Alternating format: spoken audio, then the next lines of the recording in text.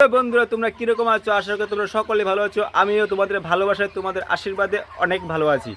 এটা হলো আমার পোলট্রি ফার্মের পোশাক, বুঝছো? অনেকেই ভাববে যে পোলট্রি ফার্মে কাজ করলে জিনিসটা নোংরাভাবে থাকতে হয়। অ্যাকচুয়ালি তা না, কাজটা নোংরা হইতে পারে কিন্তু থাকি লেগে নোংরা করে না। এটা আমার পোলট্রি ফার্মের পোশাক। এরকম সেট আরও দুইটা আছে।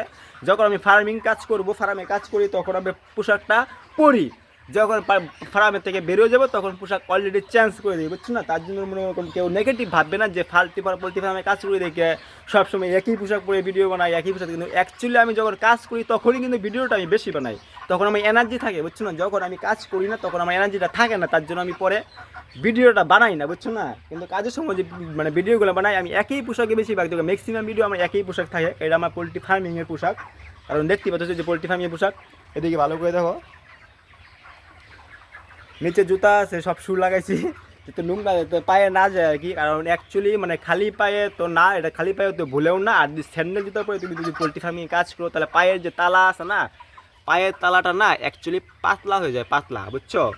কারণ ওটার যে পোলট্রির যে শার্টটা পোলট্রির যে পায়খানাটা আছে, এটা একটা মারাত্মক ব্যাকটেরিয়া, বুঝছো? এটা এক ধরনের ব্যাকটেরিয়া, এটা একটা অ্যাসিড জাতীয় জিনিস, পায়ের তালাটা পাতলা করে দেয়। তার জন্য সবসময় আমি শু ব্যবহার করি আর কি, পোলট্রি ফার্মিংয়ে যখন কাজ করি আর কি। সবসময় শু ব্যবহার করো সারা 12 মাস, যখন ঠান্ডা থাকুক গরম থাকুক। আমার ফার্মে একদিন না, এই ম্যাক্সিমাম লোক আসলে বলে যে অলকে তোর তো পোশাকটা যে পোশাক আছে তুই তো ঘুরতে যেতে পারবি, কোনো জায়গায় ঘুরতে যেতে পারবি আর কি। কারণ আমি বাড়িতে যেসব শু ব্যবহার করি মোটামুটি 1500 2000 টাকা যেসব শু আমি বাইরে পরি, এই সেম শুই আমি কিন্তু মোটামুটি 1 বছর পরার পর শুটা ভালো থাকে তখন আমি ফার্মিংয়ে ব্যবহার করি আর কি। অ্যাকচুয়ালি যে প্লাস্টিকের 150-200 টাকা করে শুগুলো ব্যবহার পাওয়া যায় আর কি, ওইগুলো আমি ব্যবহার করি না। কারণ ওইগুলোতে আমার শরীর হিট হয়ে যায়, শরীরটা গরম হয়ে যায়, তার জন্য এইগুলো ব্যবহার না। কারণ আমার যেসব শু এমনি পরি আর কি, বাড়িতে পরি, ওইসব শুই আমি পরে পোলট্রি ফার্মিংয়ে ব্যবহার করি। তার জন্য বাবা আমাকে সবসময় বকা দেয়, তুই 2 দিন পরে পরে জুতা কিনস, কী ব্যাপার 2 দিন পরে জুতা কিনস আর পোলট্রি ফার্ম শেষ করস।